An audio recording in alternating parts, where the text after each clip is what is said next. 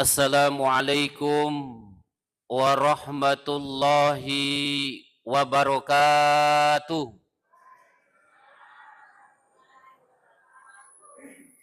Ibu-ibu kurang kompak.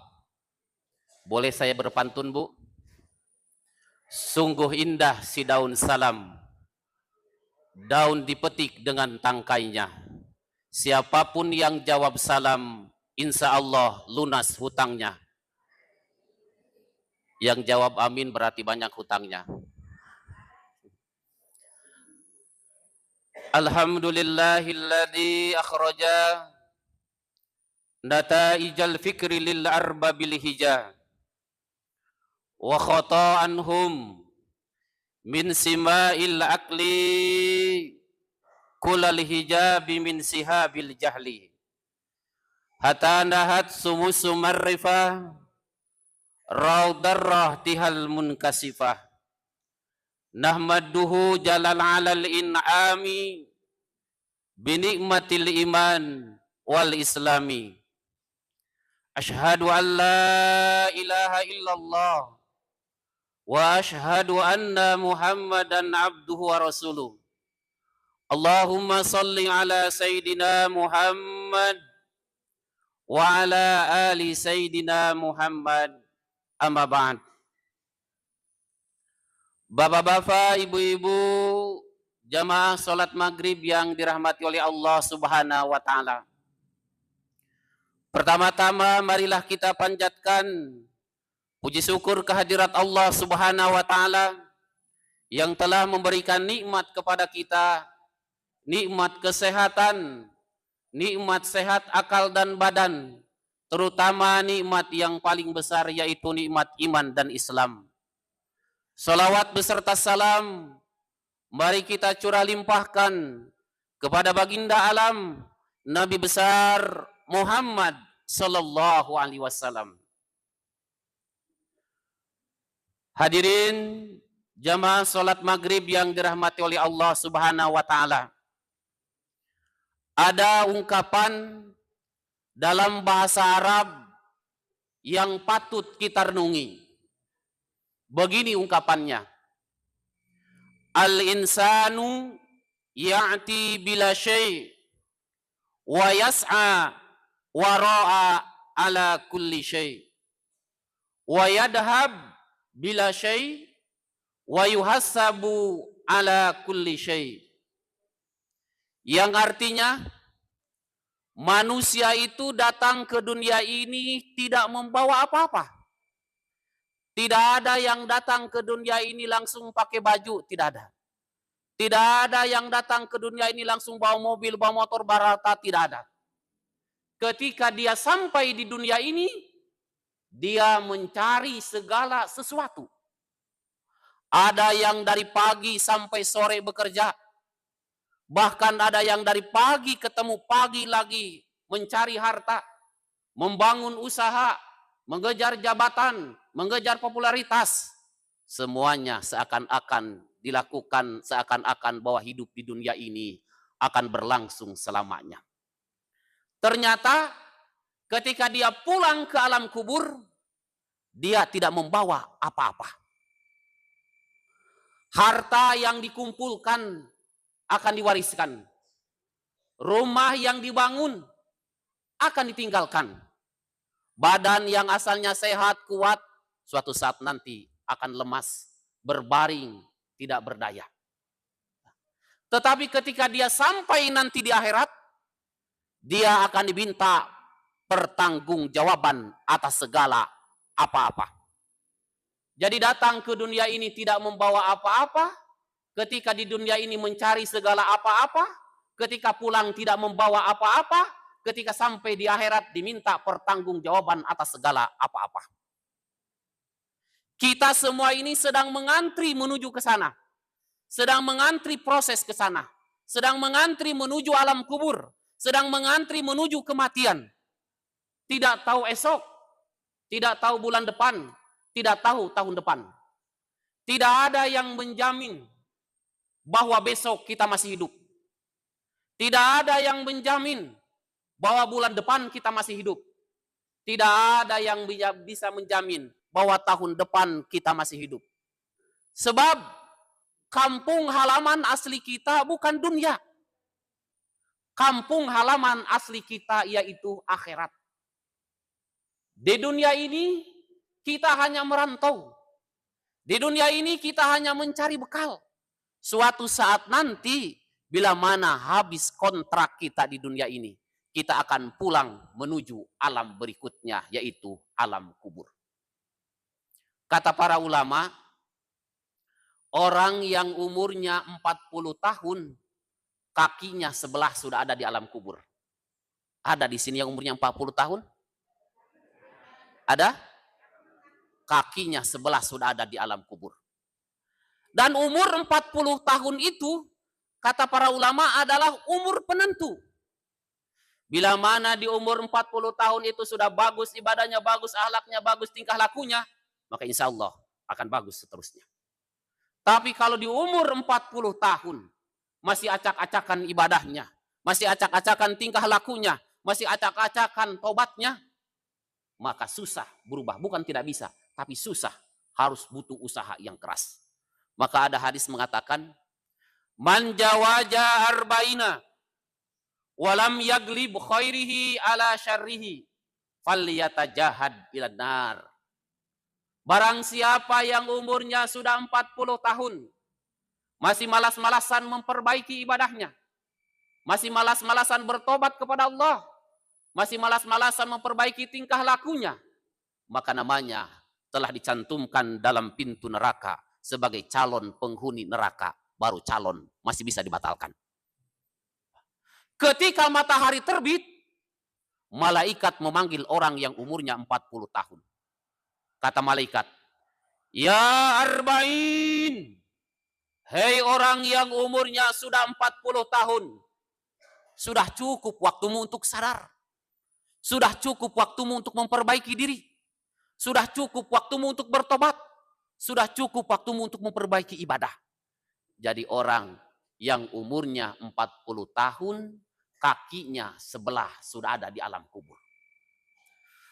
Kata para ulama, orang yang umurnya 50 tahun, kakinya sebelah sudah ada di alam kubur, kaki yang sebelah sudah terangkat. Ada yang umurnya 50 tahun di sini? Banyak. Kakinya sebelah sudah ada di alam kubur, kaki yang sebelah sudah terangkat. Ketika matahari terbit, malaikat pun memanggil orang yang umurnya 50 tahun. Kata malaikat, hei orang yang umurnya 50 tahun, sudah cukup waktumu untuk panen. Sebentar lagi kau akan panen. Kalau kita menanam durian, pasti akan panen durian. Kalau kita menanam padi, pasti akan panen padi. Begitupun dalam hidup, kalau dalam hidup ini menanam kebaikan, maka di akhirat akan panen kebahagiaan. Kalau dalam hidup ini menanam kejelekan, maka di akhirat akan panen siksaan. Silakan kita di dunia ini sesuka kali sesuka, silakan. Maksita. Silakan kalian di dunia ini sesuka kalian. Mau ibadah silakan, Allah tidak untung. Mau tidak ibadah silakan, Allah tidak rugi. Mau jadi orang baik silakan, Allah tidak untung kita jadi orang baik. Mau jadi orang jahat silakan, Allah tidak rugi. Tetapi ingat, semuanya akan kembali kepada diri kita. Apa yang kita tanam di dunia ini, kita yang sendiri yang akan panen nanti di akhirat. Kalau tanaman kita di dunia ini adalah kebaikan, maka di akhirat akan panen kebahagiaan. Kalau tanaman di dunia ini kita kejelekan, maka di akhirat tinggal tunggu-tunggu panen siksaan. Jadi orang yang umurnya 50 tahun, kakinya sebelah sudah ada di alam kubur, kaki yang sebelah sudah terangkat. Kata para ulama, orang yang umurnya 60 tahun, kakinya sebelah sudah ada di alam kubur, kaki yang sebelah sudah mulai turun. Ada yang umurnya 60 tahun di sini ada? Tidak lama lagi. Sebab kata Rasulullah Shallallahu Alaihi Wasallam, umaru ummati ma baina sitina wa sab'ina wa akluhum ma yajuru dalik, kata Rasulullah. Umur umatku 60 sampai 70 tahun. Itu pun sedikit yang sampai padanya, kata Rasulullah. Sedikit sekali orang yang umurnya lebih dari 70 tahun. Bahkan sedikit juga orang yang umurnya lebih dari 60 tahun. Rata-rata di bawah 60 tahun sudah banyak yang pulang menuju alam berikutnya. Itu. Jadi orang yang umurnya 60 tahun, kakinya sebelah sudah ada di alam kubur, kaki yang sebelah sudah mulai turun. Maka kata para ulama, bagi orang yang umurnya 40 tahun, 50 tahun, 60 tahun, harus rajin-rajin bercermin. Ibu, rajin bercermin? Hah? Rajin. Bercermin bukan bedak dan listrik, perhatikan, bukan. Bercermin untuk apa? Bercermin untuk menanya diri kita. Untuk menasehati diri kita. Untuk memarahi diri kita. Makanya kata para ulama, sisihkan waktu dalam satu hari itu 3 menit saja. Untuk apa? Untuk bercermin. Coba kali-kali ibu, bapak, kita berdiri di depan cermin. Berdiri di depan cermin. Lalu tatap diri kita. Lalu tanya diri kita oleh diri kita sendiri. Hei badan, kapan kamu sadar hei badan? Kapan mu sadar hei badan? Kenapa semakin tua semakin menjadi-jadi? Kenapa semakin tua semakin malas? Tuh, keranda sudah memanggil-manggilmu. Tuh, tanah sudah memanggil-manggilmu. Sadar ke hei badan. Lihat kulitmu, sudah mulai berkeriput. Lihat matamu hei badan, sudah mulai kurang melihat. Lihat pendengaranmu, sudah mulai kurang mendengar. Lihat kekuatan badanmu, sudah mulai tidak kuat. Sadar ke hei badan. Sadar ke hei badan. Andai kata besok, atau bulan depan, atau tahun depan, kita bertemu dengan kematian. Apa yang sudah kita siapkan? Sampai di mana istighfar kita? Sampai di mana taubat kita? Sampai di mana kita mendekatkan diri kepada Allah Subhanahu wa taala? Sampai di mana? Malu kalau umur sudah 40 tahun masih sibuk magosip.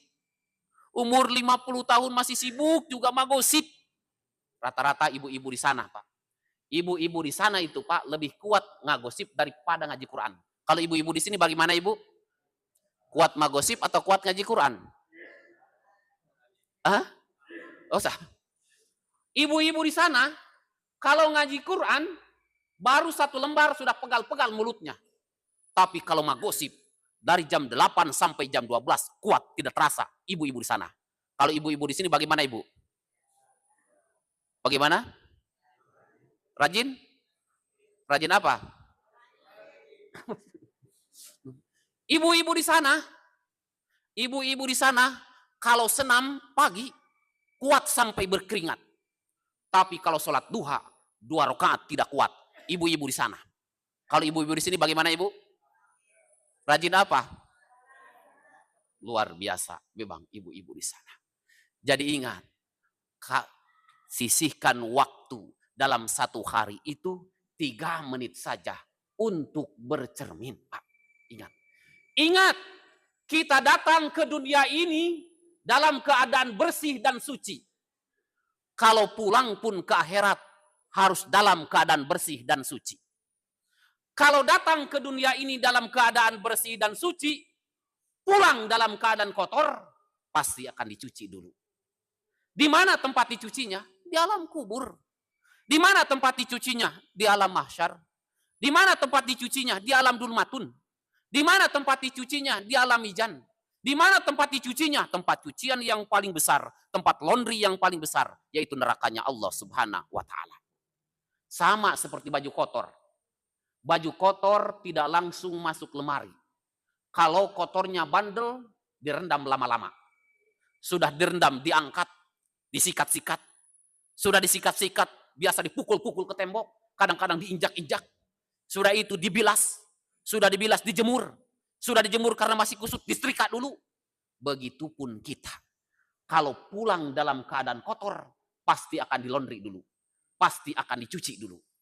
Makanya, marilah kita sebelum pulang, mari kita bersih-bersih dulu.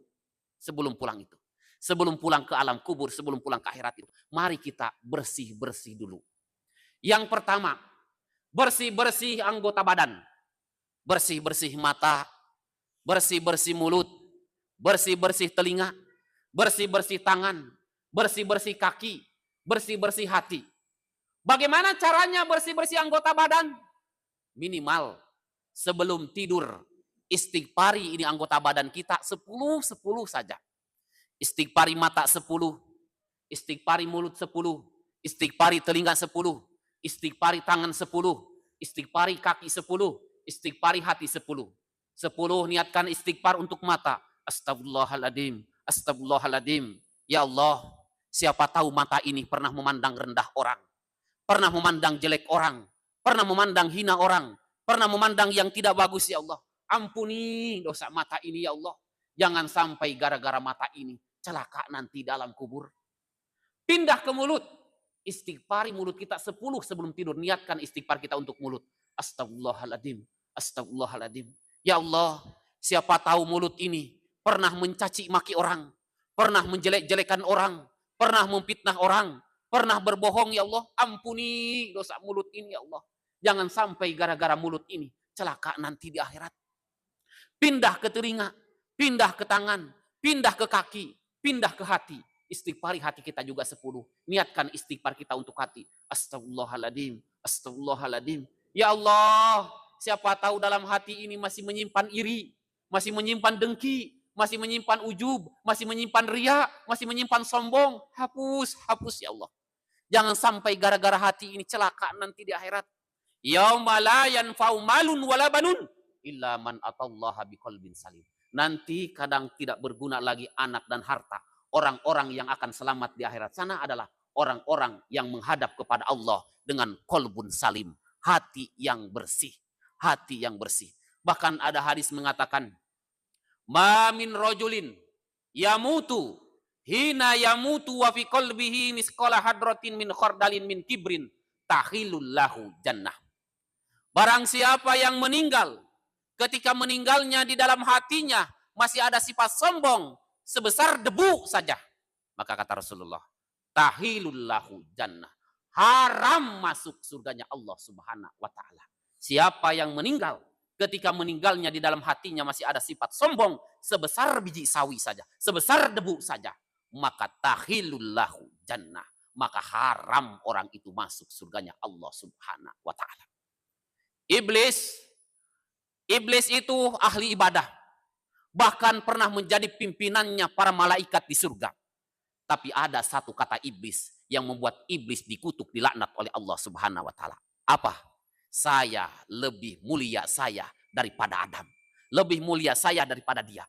Nah, merasa dirinya paling mulia, merasa dirinya paling dikutuk oleh Allah Subhanahu wa taala. Semua yang sombong dikutuk oleh Allah. Semua yang sombong diazab oleh Allah. Firaun sombong diazab oleh Allah. Qarun sombong dengan hartanya dikutuk oleh Allah. Kaum Ad sombong dengan kepintarannya dikutuk oleh Allah. Apa sih yang mau kita sombongkan? Semuanya hanyalah titipan dari Allah yang mana akan diminta pertanggungjawaban. Ilmu titipan dari Allah yang mana akan diminta pertanggungjawaban. Harta titipan dari Allah yang mana akan diminta pertanggungjawaban. Jabatan titipan dari Allah yang mana akan diminta pertanggungjawaban. Tidak ada haknya kita untuk sombong, sebab sombong adalah pakaiannya Allah Subhanahu wa taala. Tidak ada sombong. Makanya marilah sebelum kita tidur bersih-bersih hati kita, istighfari hati kita. Siapa tahu masih ada sifat sombong, sifat iri, dengki, benci. Istighfarilah sebelum tidur anggota badan ini. Ibu, Bu, tertidur gara-gara istighfar atau tertidur gara-gara main HP? Istighfar luar biasa. Ibu, tertidur gara-gara istighfar atau tertidur gara-gara nonton drama Korea? Istighfar, alhamdulillah. Jadi mari sebelum pulang, yang pertama mari kita bersih-bersih dulu anggota badan kita ini. Yang kedua, bersih-bersih dengan tetangga. bersih-bersih dengan saudara, bersih-bersih dengan suami, bersih-bersih dengan istri.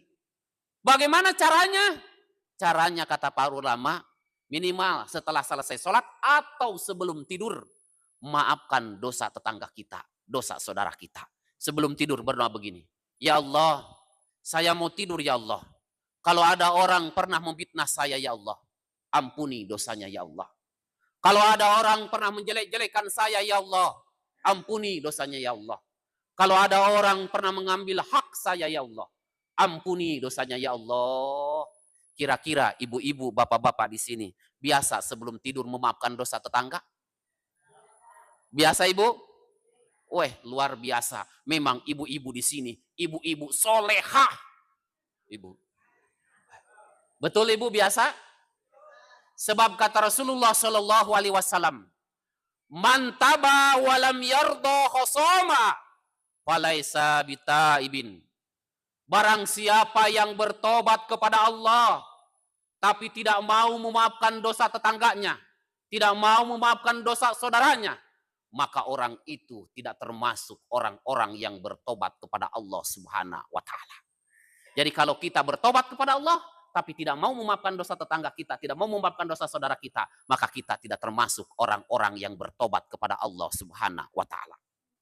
Setiap hari Senin dan hari Kamis, malaikat itu melaporkan hasil ibadah kita kepada Allah. Melaporkan sholat kita, melaporkan ngaji Quran kita, melaporkan sedekah kita, melaporkan puasa kita, melaporkan zikir kita kepada Allah Subhanahu wa Ta'ala setiap hari Senin dan hari Kamis. Tapi ada orang yang tidak dulu diterima ibadahnya, ditangguhkan dulu, tidak dulu diterima ibadahnya. Siapa dia? Dia yang tidak baku akur dengan tetangganya. Allah tidak akan dulu menerima ibadahnya sampai dia akur dengan tetangganya. Kalau ada orang baku bombe dengan tetangganya 1 hari, Allah masih ampuni. 2 hari masih baku bombe, tidak baku omong, tidak baku akur dengan tetangganya, Allah masih ampuni. 3 hari masih baku bombe, tidak baku omong, tidak baku akur dengan tetangganya, Allah masih ampuni. Lebih dari 3 hari masih baku bombe, tidak baku omong, tidak baku akur dengan tetangganya, lebih dari 3 hari, maka malaikat akan mencatatnya. Setiap gerak-geriknya ditulis dosa, dosa, dosa, dosa, dosa. Duduknya ditulis dosa, berdirinya ditulis dosa, jalannya ditulis dosa, naik motornya ditulis dosa, naik mobilnya ditulis dosa, pergi sawahnya ditulis dosa, pergi kebunnya ditulis dosa, pergi kantornya ditulis dosa, tidurnya pun ditulis dosa, memasaknya pun ditulis dosa, dosa, dosa, dosa, dosa, sampai dia akur dengan tetangganya. Lihat, ada di sini yang baku bombe dengan tetangganya, ada? Ibu ada? Tidak ada, karena sementara pengajian. Tidak ada, karena sementara pengajian. Nah, makanya ibu, bu, mau memaafkan dosa tetangga? Mau tidak memaafkan dosa tetangga? Mau memaafkan dosa saudara? Mau memaafkan dosa suami? Kalau suami ibu nikah lagi dimaafkan? Dimaafkan tidak ibu? Ibu dimaafkan tidak? Tidak. Dimaafkan tidak ibu? Dimaafkan tidak? Pak, kita dengar Pak? Pak, sebetulnya semua perempuan rela dimadu. Yang penting laki-lakinya rela diracun. Bercanda, bercanda.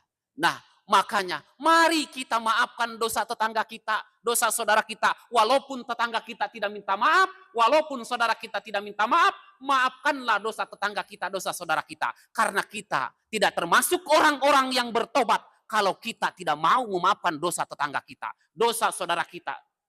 Ada amalan, yang mana amalan itu pahalanya sama seperti membangun 1000 masjid. Ada amalan yang pahalanya sama seperti membangun 1000 masjid. Amalan apakah itu yang pahalanya sama seperti membangun 1000 masjid? Amalannya adalah bagus dengan tetangga, bagus dengan saudara. Kalau ada tetangga tak belum makan, kita kasih makan. itu lebih utama daripada membangun 1000 masjid. Kalau ada tetangga tak sakit, butuh pengobatan untuk biaya ke rumah sakit, kita biayai, itu lebih utama daripada membangun 1000 masjid. Kalau ada tetangga tak anaknya putus sekolah, kita biayai sekolahnya, itu lebih utama daripada membangun 1000 masjid. Amalan yang pahalanya sama dengan pahala membangun 1000 masjid, yaitu bagus dengan tetangga, bagus dengan saudara. Karena akidah dalam Islam itu, asyhadu an la ilaha illallah, bagus hubungan dengan Allah. Wa asyhadu anna Muhammadar Rasulullah, bagus hubungan dengan makhluk Allah. Tidak bisa dipisahkan antara asyhadu an la ilaha illallah dengan asyhadu anna Muhammadar Rasulullah. Tidak bisa dipisahkan. Ustaz, bagaimana saya mau baik sama dia, sama tetanggaku? Nah, tetanggaku suka menjelek-jelekan saya, suka memfitnah saya. Ibu, Pak, orang mau baik atau tidak sama kita, itu tidak penting. Yang penting itu kita baik sama orang. Orang mau suka atau tidak sama kita, itu tidak penting. Yang penting itu kita tidak membenci orang. Itu. Jadi orang mau baik atau tidak sama kita, tidak penting. Yang penting itu kita baik sama orang. Karena kalau hidup karena orang, hidup karena ingin dinilai manusia, sampai kapanpun tidak akan ada ujungnya. Kullu ra'sin ra'yun. Setiap kepala pasti beda-beda penilaian. Jadi kalau kita hidup hanya ingin mencari penilaian manusia, susah. Sama seperti dicontohkan oleh Syekh Luqmanul Hakim. Di mana Syekh Luqmanul Hakim sama anaknya mau pergi ke pasar, naik unta. Syekh Luqmanul Hakim naik unta, anaknya menuntun unta, jalan. Ketika jalan di depan ada orang, kata orang di situ, itu orang tua, tidak kasihannya sama anak, masa anaknya disuruh menuntun unta, dia naik unta. Terdengar oleh Syekh Luqmanul Hakim. Kata Syekh Luqmanul Hakim, anakku, orang tadi tidak ridho, sekarang kamu yang naik di unta, saya yang menuntun unta. Oke Pak, anaknya naik di unta, bapaknya menuntun unta, jalan. Ketika jalan di depan ada orang, dasar anak kurang ajar, masa bapaknya disuruh menuntun unta, dia naik unta. Salah lagi. Tadi bapak naik salah, kamu naik salah. Bagaimana kalau kita naik berdua saja? Oke Pak, kita naik berdua di unta. Naik berdua di unta. Jalan. Ketika jalan di depan ada orang lagi. Kata orang, itu orang tidak kasihannya, itu unta kecil begitu dinaiki oleh dua orang. Salah lagi. Tadi bapak naik salah, kamu naik salah, dinaiki berdua salah. Bagaimana kalau kita tuntun ini unta berdua? Oke Pak, kita tuntun saja unta berdua. Dituntun itu unta berdua. Di depan ada orang lagi. Kata orang, dasar buat apa bawa unta kalau tidak dinaiki? Dasar orang bodoh. Buat apa bawa unta kalau tidak dinaiki? Salah lagi. Bapak naik salah, kamu naik salah, naik berdua salah, dituntun berdua salah. Bagaimana kalau kita pikul saja ini unta? Oke Pak, dipikul. Dipikul. Jalan lagi. Ketika jalan, di depan ada orang lagi. Dasar orang gila, kenapa unta dipikul? Salah lagi. Begitulah gambaran kalau kita mau mencari penilaian manusia. Makanya carilah penilaiannya Allah. Kalau kita mencari penilaian manusia, pasti kita akan kecewa. Tapi kalau kita mencari penilaiannya Allah, kita tidak akan kecewa. Contoh, kalau kita mencari penilaian manusia, kita keluar dari rumah. Ada tetangga ketemu sama tetangga, senyum sama tetangga. Baru tetangga tidak senyum, menyesal ku senyum sama dia. Tidak mau lagi senyum-senyum sama dia. Senyum baru dia tidak senyum, tidak mau senyum-senyum. Menyesal karena ingin mencari penilaian manusia. Ketika kita punya kue, kasih tetangga kue, punya makanan, kasih tetangga makanan. Pas tetangga banyak kuenya, banyak makanannya, tidak nak kasih menyesal ku kasih kue sama dia. Ternyata banyak kali kuenya, tidak pernah karena kasih. Tidak mau lagi kasih sama dia. Menyesal karena ingin manusia. Tapi kalau karena Allah, ketika kita ketemu sama orang, senyum sama orang, orang tidak senyum, urusan dia. Dia mau senyum atau tidak sama saya, urusan dia. Urusanku berbuat baik. Tidak akan menyesal. Ketika kita membantu tetangga, mengasihi tetangga, tetangga tidak membantu kita, urusan dia. Dia membantu saya atau tidak, urusan dia. Urusanku berbuat baik. Tidak akan menyesal. Masuk menyesal apa? 2 menit lagi deh. Iya. Itu Pak. Jadi sebelum pulang, mari kita bersih-bersih dulu. Yang pertama bersih-bersih anggota badan. Yang kedua adalah bersih-bersih dengan tetangga, bersih-bersih dengan saudara. Ingat Pak, dalam satu hari itu kuburan memanggil kita 5 kali. Dalam setiap hari kuburan memanggil kita 5 kali. Panggilan pertama alam kubur. Ya ayuhan nas, wahai manusia, anna baitul wahdah. Aku adalah tempat kesendirian, kata alam kubur. Carilah teman dari muka bumi ini, kata alam kubur, supaya kau tidak kesepian. Apa temannya di dalam kubur? Istri yang cantikkah? Suami yang gantengkah? Tidak ada. Ibu, kalau suami ibu meninggal, ibu mau menemani dalam kubur? Mau tidak? Tidak. Ibu, jawab dengan jujur ibu. Kalau datang malaikatul maut kepada ibu, lalu malaikatul maut itu memberikan pilihan kepada ibu. Ibu, mau ibu dulu yang dicabut nyawanya atau suami tak dulu yang cabut nyawanya? Apa kita jawabkan? Siapa dulu? Siapa dulu ibu? Hah? Suami dulu. Tuh, Pak, tidak. Jadi tidak mau istri kita walaupun cintanya sehidup semati, bohong. Tidak mau menemani dalam kubur. Jadi apa teman kita di dalam kubur supaya tidak kesepian? Qiraatul Quran. Membaca Al-Quran. Satu huruf yang kita baca, maka dibalas dengan 10 kebaikan. Bagaimana dengan satu ayat? Bagaimana dengan satu juz? Bagaimana kalau hatam 30 juz membaca Al-Quran? Dalam hadis dikatakan, barang siapa yang menghatamkan Al-Quran, maka ketika hatam itu, dia akan didoakan oleh 60.000 malaikat.